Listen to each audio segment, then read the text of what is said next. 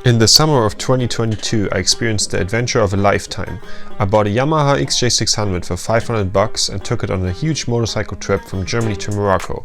A country filled with beautiful scenery and amazing landscape, but also a country that can keep you on the edge of your seat. This is my story.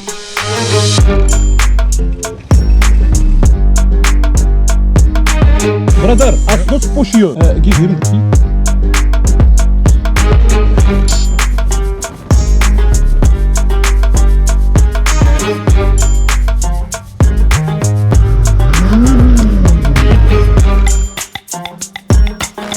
Let's rewind this story to the 16th of July, where I started my trip to Morocco. I was curious how far this bike would actually take me and if I would actually make the whole way to Morocco. So I made my way first to the Deister mountain and experienced the first few curves going up the Deister road. That is probably a road that most motorcyclists in North Germany know. And this was also the moment that I realized that I was now properly on the road, that I will not return home that evening and that I'm going just one direction, into the direction of Morocco. I continued my road to the Porta Westfalica and to the memorial of Kaiser Wilhelm. Had a quick stop there, made a break, and I was getting used to the bike and how it handled and also how to manage all my luggage on the motorcycle, even though that was still quite difficult for me.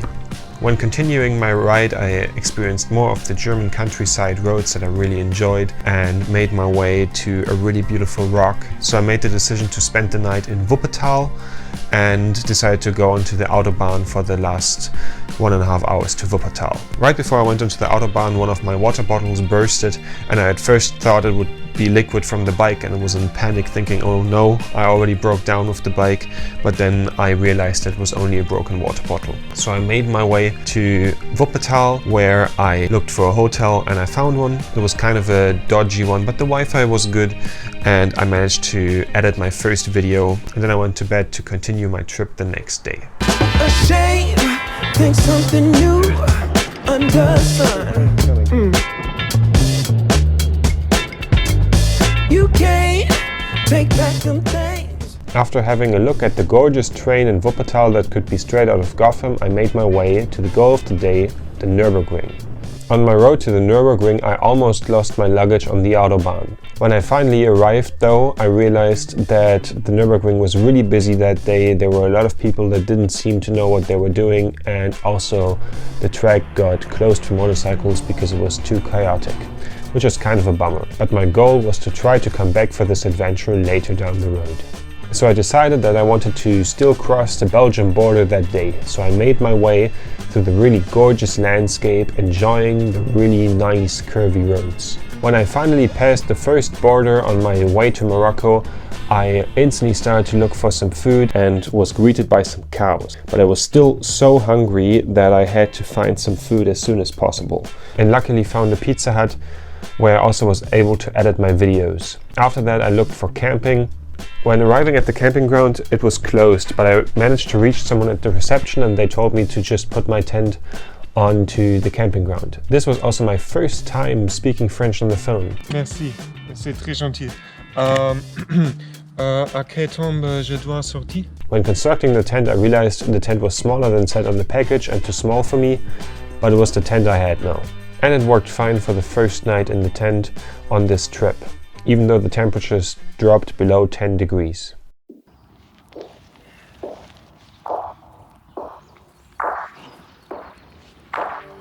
This is the third day. I just woke up, it's 6 in the morning. It's freezing cold. It was so cold in the tent. I was able to see my own breath.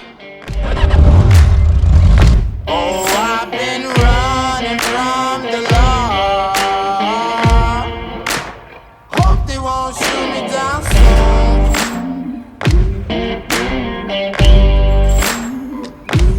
Racing on a sleepless night. Belgium was a weird place to be. I didn't really know in which language to approach people. People either spoke French or German or Dutch or something that I didn't understood. Français, allemand, English. and that was kind of complicated. And also I didn't have any service, so I instantly got lost and didn't know where to go. I was trying to find service or Wi-Fi, but soon realized that no gas station or restaurant had any Wi-Fi, so I had to just go west until I found internet. Try to catch me howling at the moon.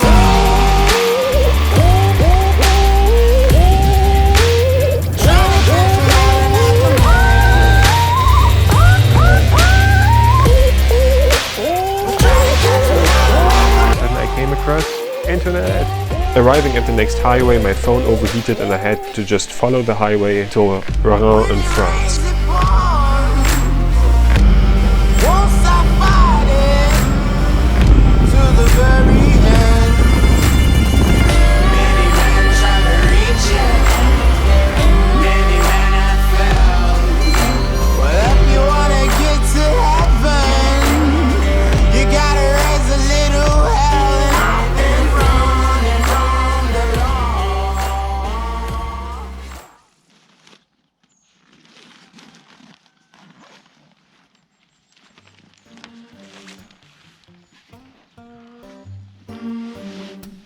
I will be going to Paris.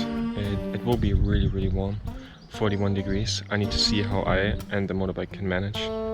Got the feeling in your bones, make you feel right at home. Honey, does it well, keep me dancing till I'm dead. 'Cause I could run a mile like this, head over heels, feels like this. The sun has got me on my track. After driving over the Chemin des Dames and suffering from the 41 degrees of heat, I got stuck in Paris city traffic, the worst situation I was able to be in that day, on an air-cooled motorcycle, never having lane split before, trying to make my way through this chaos, also being in this heat in full gear. But luckily I somehow managed to get through it and finally made my way into Paris for the night.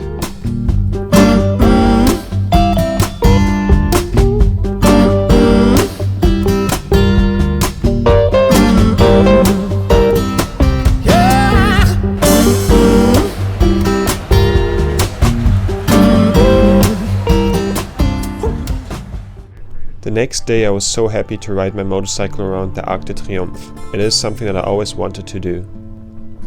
So after spending a night in Paris, I made my way through the Pays de Loire to the Atlantic Ocean, my first big stop on my way to Morocco.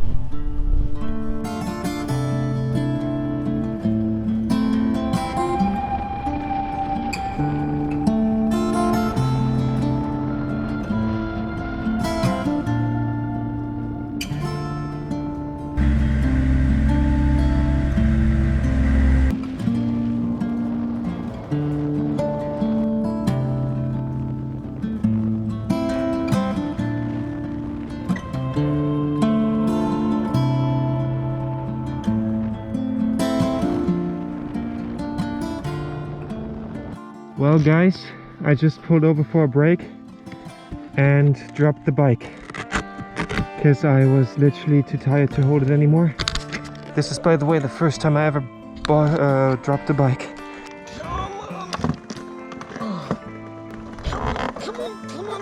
Come on. I'm fighting.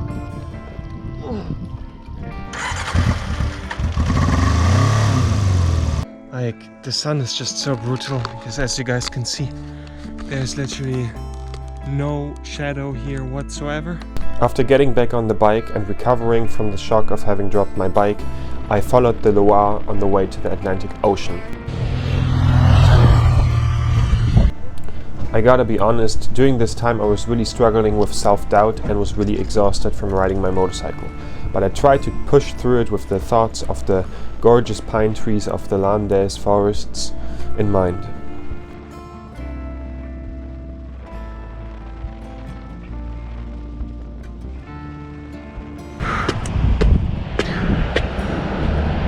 Well, we made it all the way to the sea.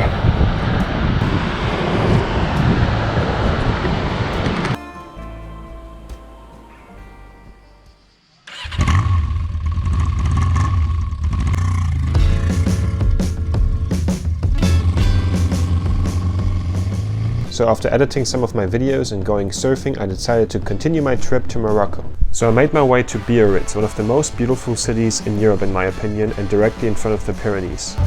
Là, ça marche? Est-ce que je peux aller là? Ah ok, merci.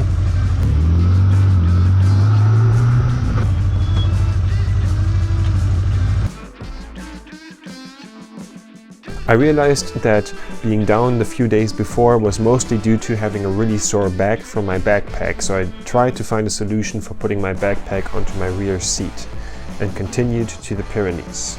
On my way to the Pyrenees I sadly saw a quite intense accident, but after that the curves were just amazing and it was a blast to ride the beginning of the Pyrenees. And later I discovered one of the more spectacular ways to cross the Spanish border.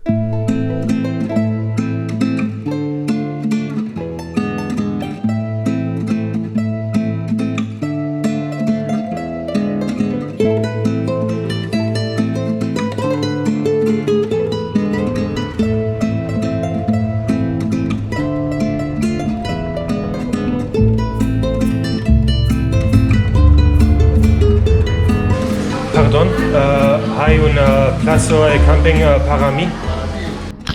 So I now need to quickly build the tent because thunderstorm and rain is coming.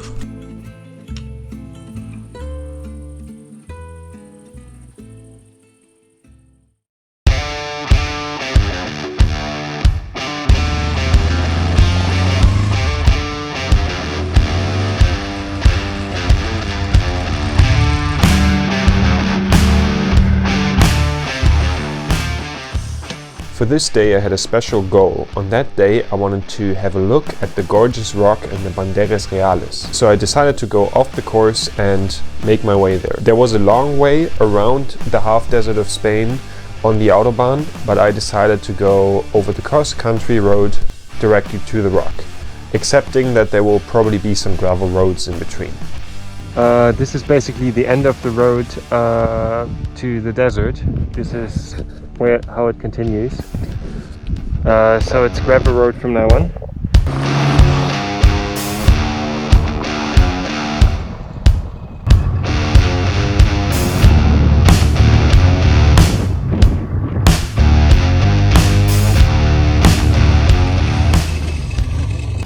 At first the gravel roads were quite easy to handle and I was impressed by this incredible landscape.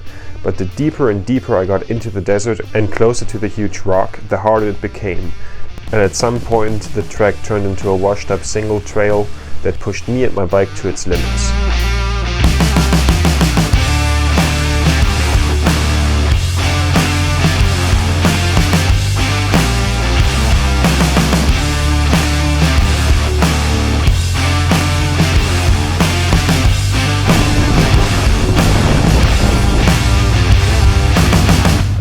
So guys, I just arrived at the rock I wanted to go to, and it was quite an intense ride.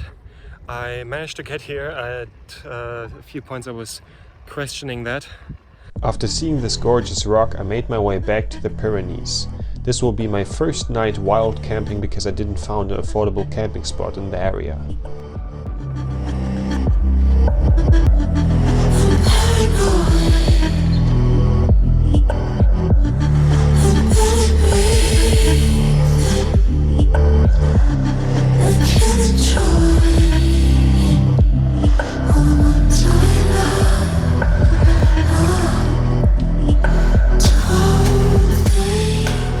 During this part of my trip to Morocco, I made the decision to drive the Pyrenees from the side of the Atlantic all the way to the Mediterranean. And to be honest, motorcycle riding wise, were the best 5 days of this trip.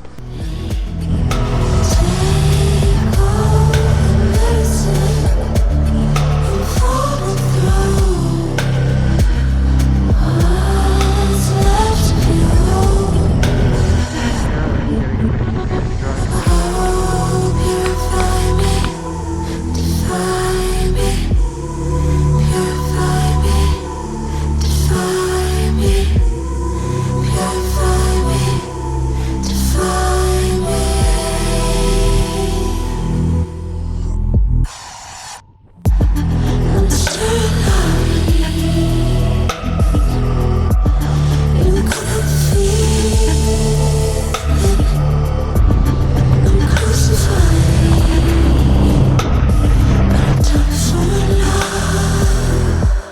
This is the Col de Tourmalet.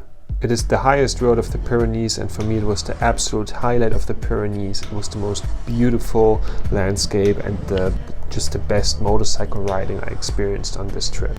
Reaching this point also meant that I was now halfway through the Pyrenees and continued my way to Andorra.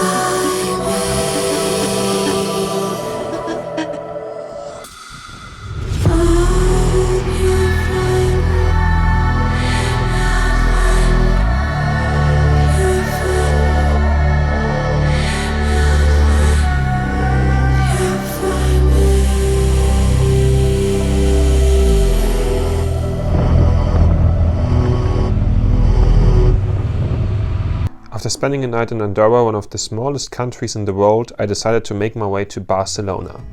Barcelona would be my first stop on the Mediterranean, and I really badly wanted to go there to go into a discotheque because I have completely missed that due to Corona and kind of wanted to experience this in Barcelona.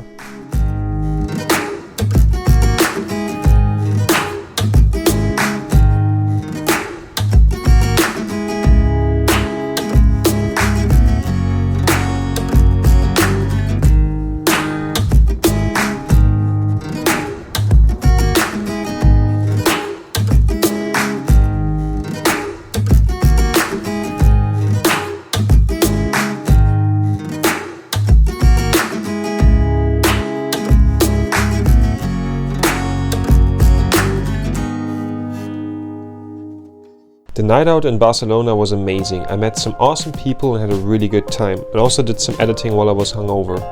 My plan now was to drive up the Mediterranean coast all the way to Morocco, but one thing I was really struggling with was the heat. It was extremely hot. They didn't have ice cubes anymore in the restaurants, and it was above 40 degrees for most of the time. You remember how you feel?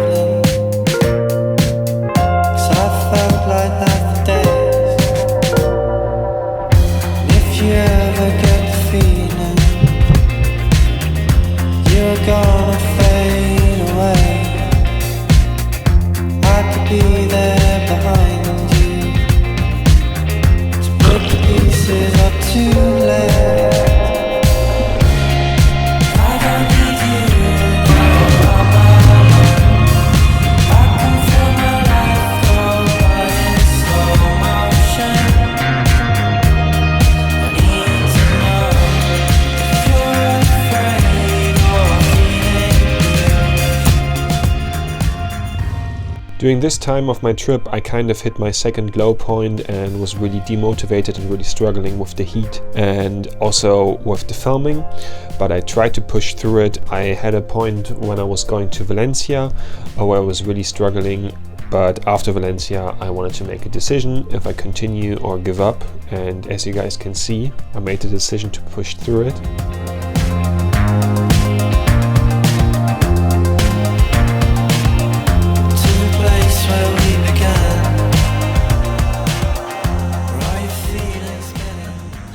So we have a little bit of a problem. My tire is used up unevenly. We don't have any profile left here, but if I turn it all the way over here, slowly there starts to be some profile, and I don't know really why. My neighbor said it could be due to the overinflation of the tire. So I really knew that my tires looking like this wouldn't last me much longer, and also due to feeling down in Valencia, I made the decision to get onto the highway as close as possible to Morocco and change my tires in Granada. I thought it would just be a normal day on the highway, but it turned quite adventurous.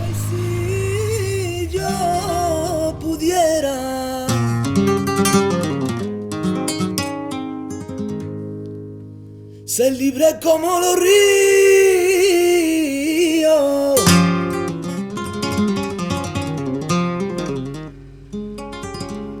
Hola. gasolina para la moto y el bebida, la bebida. Y si yo pudiera. As I was driving, I was feeling the wind getting stronger and stronger.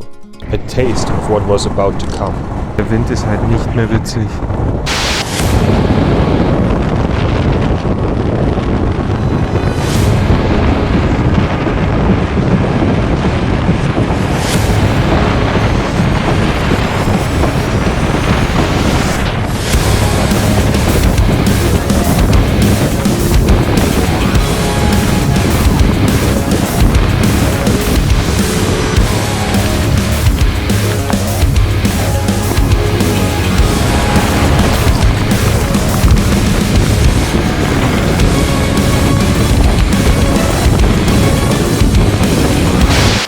This was the moment where my camera broke due to hail hitting the camera too much.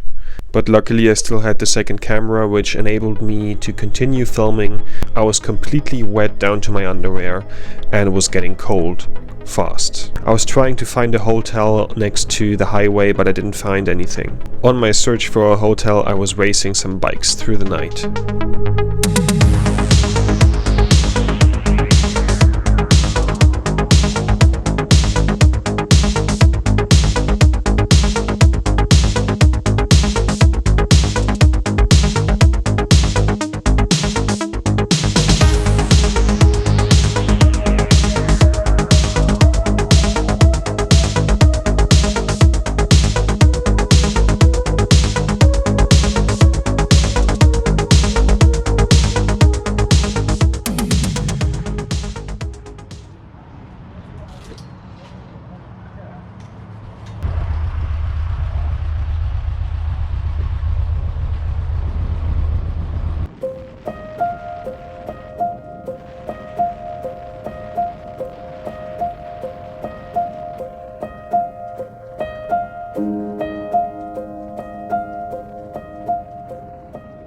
I still had about 300 kilometers and a tire change left to go to Morocco. I was so close to finally reaching my goal.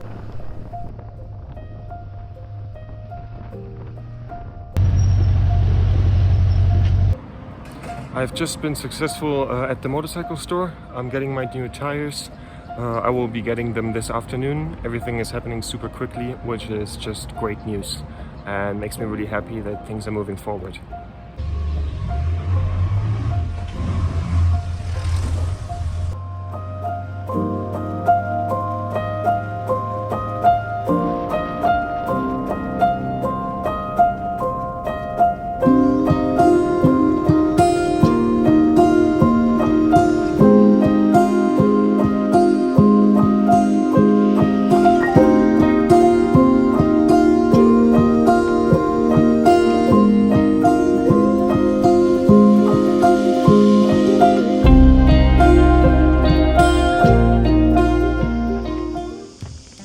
Today is the day. After thousands of kilometers and many hours in the saddle, the day has come.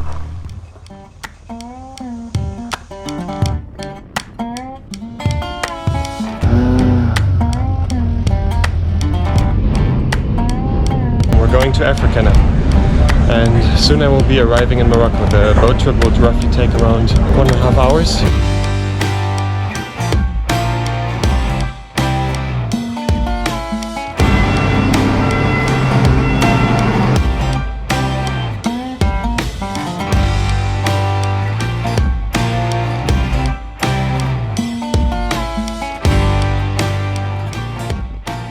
After living through the first culture shock, I managed my luggage on my motorcycle and got on my way to organize the necessities for being in Morocco. I needed dirham, the Moroccan money, and needed a goal for the first day. So I made my way through the Rif Mountains to Chefchaouen.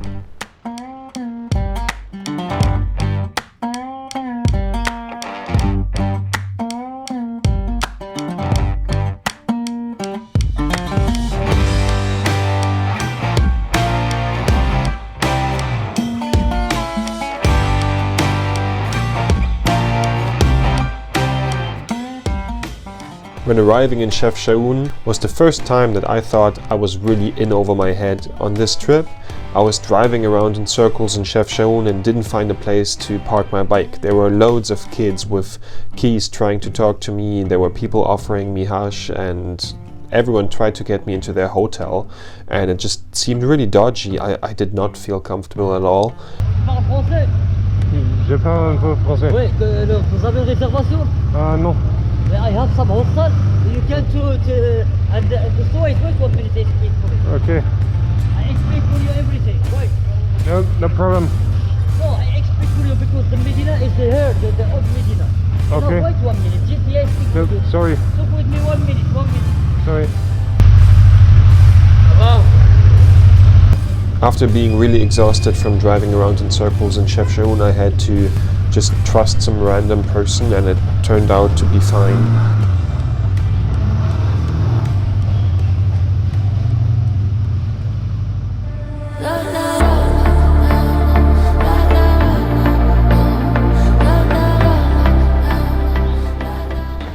I am now walking through Chefchaouen and looking at all the beautiful blue buildings, as you guys can see.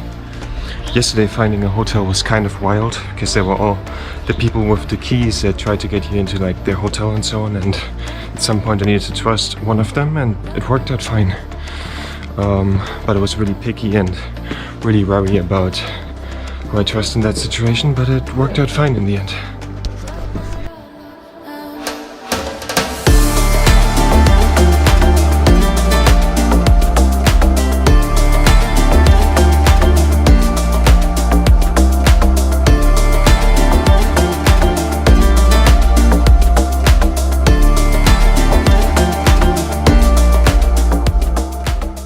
We now arrived at the Mohammed Plaza, Mohammed V Plaza, and it's basically the city center of Chefchaouen, and we will now have a look at it.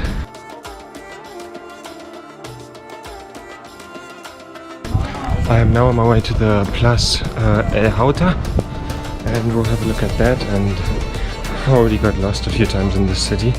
Actually, it's quite hard to navigate also because Google Maps and so on basically does not mean shit here. But I'm getting along. It's really hot. I'm kind of worried about my stuff that's still at the hotel. I hope it's all still there when I'm back.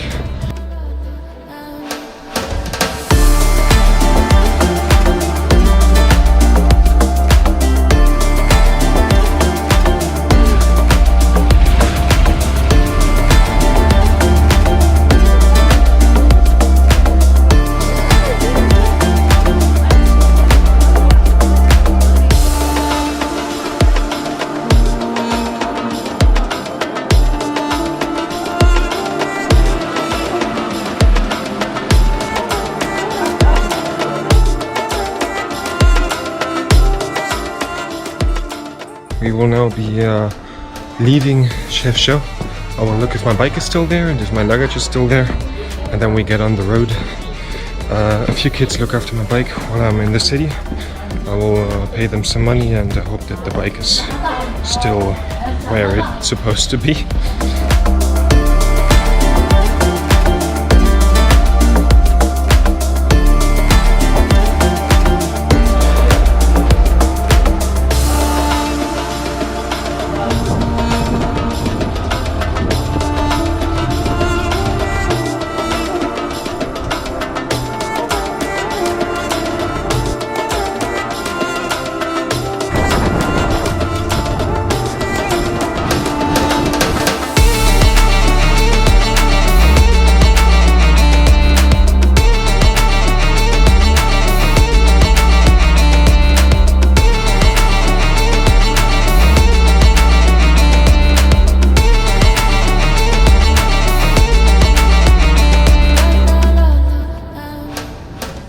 After making my way from Chefchaouen to Volubilis, I struggled with finding a hotel because earlier my card got declined at the ATM because I was leaving Europe and there were some banking issues.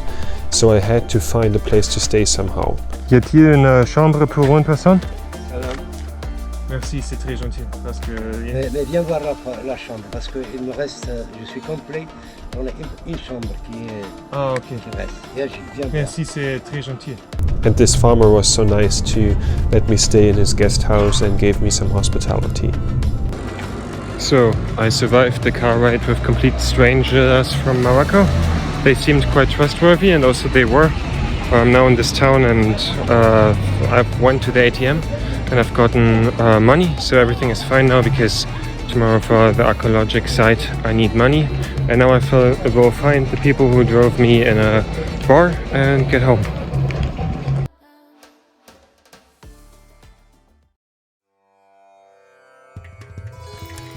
We are currently on our way to the archaeological site I wanted to show you guys.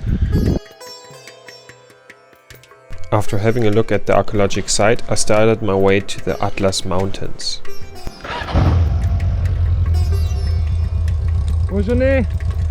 On my way to the Atlas Mountains, the landscape was changing drastically. It got drier and drier and hotter and hotter. I was struggling with the heat, but I was pushing through.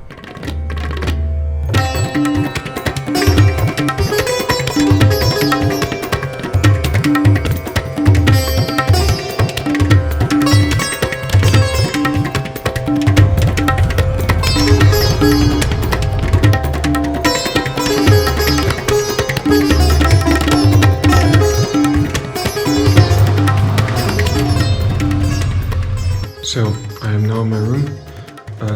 The village is actually quite dodgy, but the hotel let me park my bike inside the hotel so that it's safe from getting stolen and stuff like that. And I will have some food in a minute, and I also have quite good Wi-Fi, so I will be able to upload my YouTube video when I am finished with editing it, and that will be quite tough, and I will sit there probably quite deep into the night. This was the start to my most intense day in Morocco. My plan was to go through the Sahara Desert to a place called Erg Shebi with the famous sand dunes. And my drive through the Sahara already started with my water reserves for the long drive starting to leak. But I also encountered some gorgeous landscape at the end of the Atlas Mountains.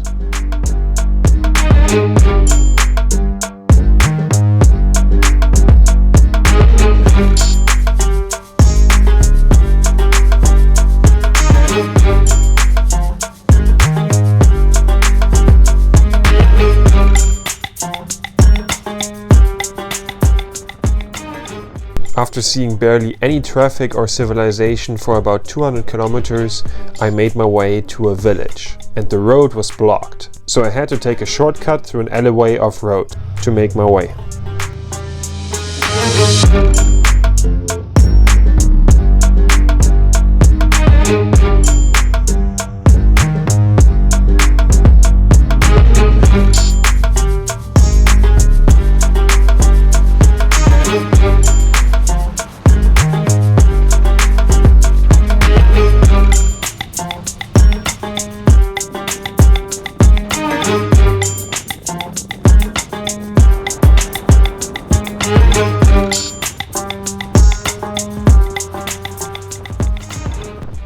The more I drove, the deeper I got into the Dantes Georges ravine, which was one of the most beautiful landmarks on my trip.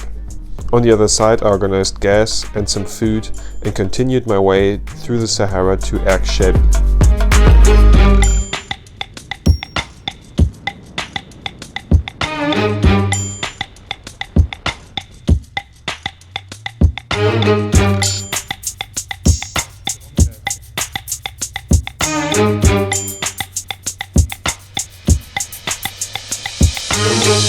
The last few kilometers to my camp were quite rough off-road, and the sand was getting tougher and tougher. But this was just the beginning. I was about to get into some real trouble.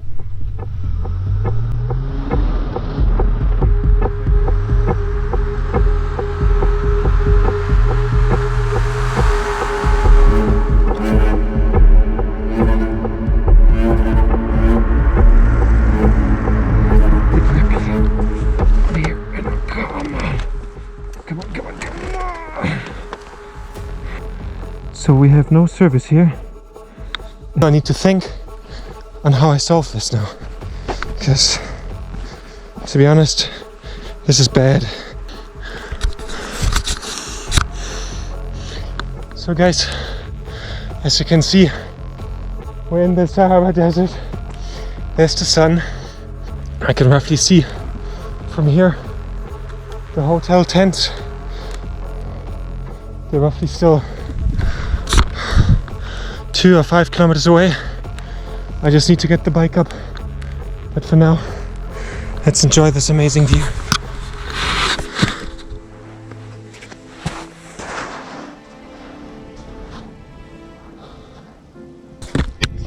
Stopping at my bike. Maybe they can help me.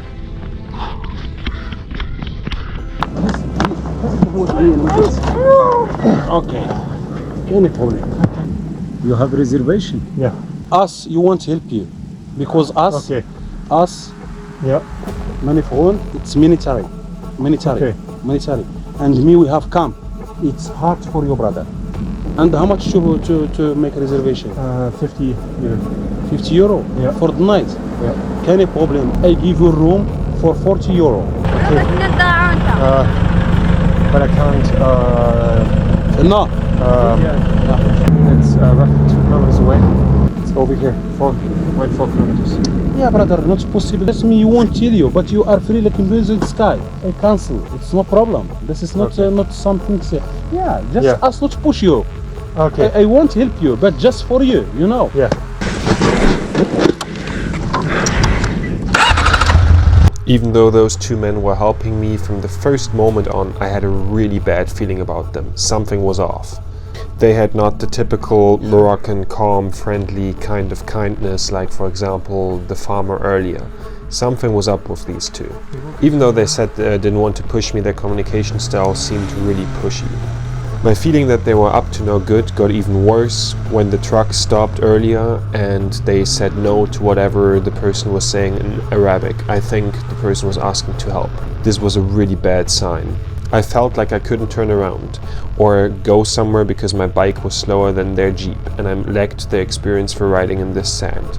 They wanted me to go to their camp, which was in the same direction as my camp, so I went along and tried to push through to my hotel.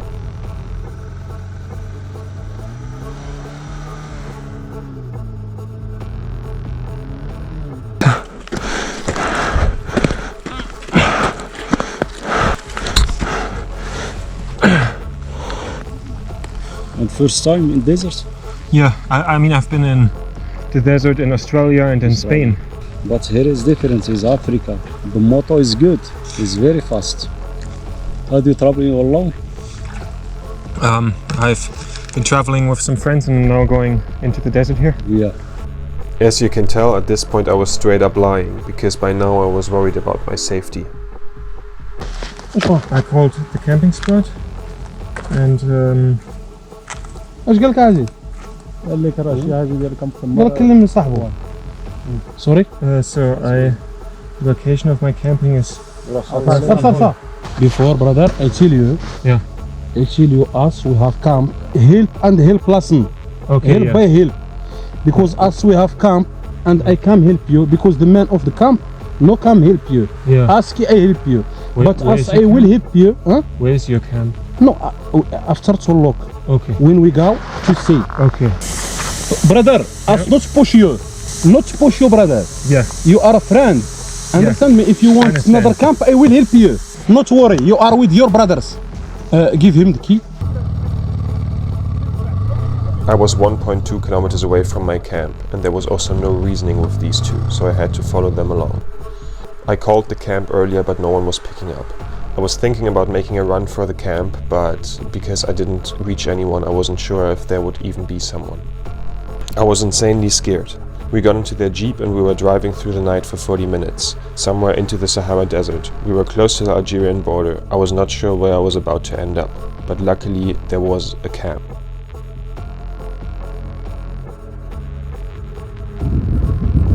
So guys, I've not slept a lot, but I'm still okay, which is good. And first of all, today will be important to get the bike back out of the desert. At the camp I was still scared and really calculating because the vibe was extremely off And the real problem started when I tried to get out of the desert. I thought the guy that drove my bike to this camp would also help me drive it back, but it ended up with them just taking off with all my stuff in their 4x4 and me having to go after them with the bike and without any gear, without the helmet, without anything. And I managed to catch up to them through all the sand dunes and everything when we were already on the highway and they had to slow down due to traffic, and managed to confront them and trade my stuff back for a music box I still had under my seat.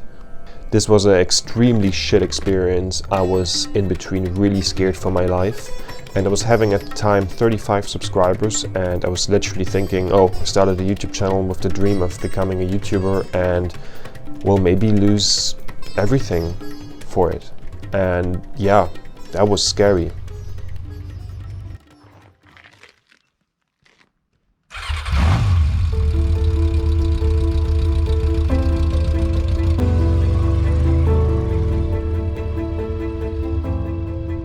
The next day I was still mentally exhausted from my time in the Sahara, but I got back onto my bike and made my way to the Tizin Tishka. Sadly, I was suffering from a severe cold with a fever. That made it sometimes hard to stay on the bike. I was feeling dizzy and had problems with my balance, but I was pushing through.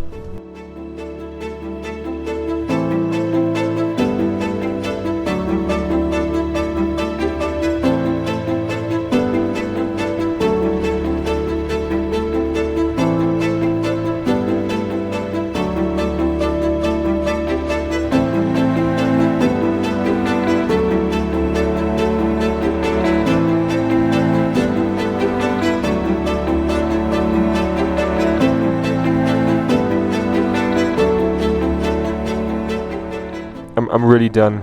I'm coughing all the time. My lips are really dry from the desert and also from being sick. From the things we experienced, like from the desert. Honestly, that day in Erksheby really kicked the shit out of me. Like, made me really want to be home because I was really scared.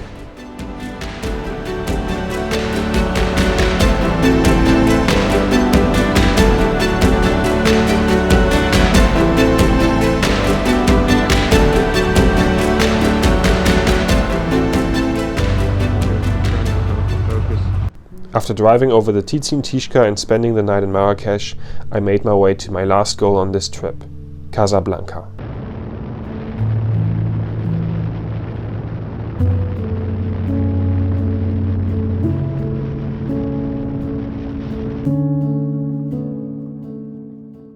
Casablanca was basically the original goal of this trip, because I always imagined Casablanca to be incredibly beautiful. Maybe I should have googled that first, because it was kind of underwhelming, but I was so incredibly happy to make my journey all the way to Casablanca and experiencing all the amazing things on the way. And even though being really mentally exhausted and sick, I still completed the task I gave myself. I was incredibly happy. And now also, after being on the road for 6 weeks, I was really looking forward to getting home again. Even though I reached my goal, my trip was far from over, because I still had about 4,000 kilometers between me and my hometown, so I got on the way to the ferry in Tangier.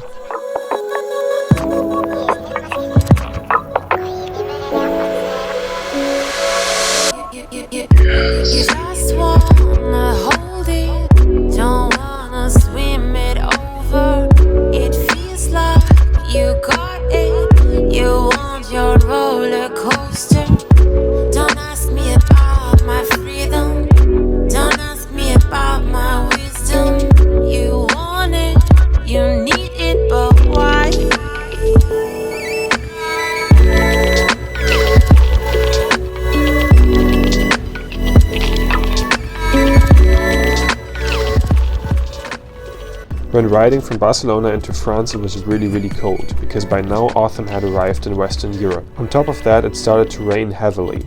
I've gotten completely soaking wet, and I was freezing so hard that when stopping I was unable to take off my clothes while sitting at McDonald's trying to warm up. But I still continued my way to Belgium and Germany.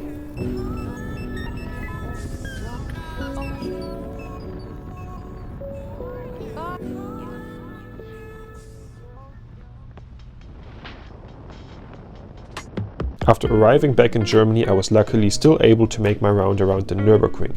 Even though the road was a little bit wet, it was still a ton of fun, but I was also really scared. Now that we're still 300 kilometers away from my hometown, I would like to take the moment to ask you to subscribe, because this video took a lot of work. I worked 4 weeks on it, just the editing part, and if you're still around this late in the video, please consider subscribing.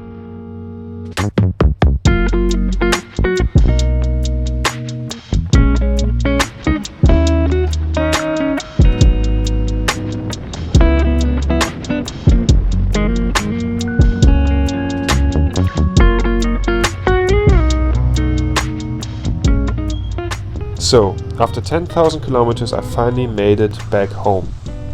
This was truly an adventure of a lifetime. See you soon.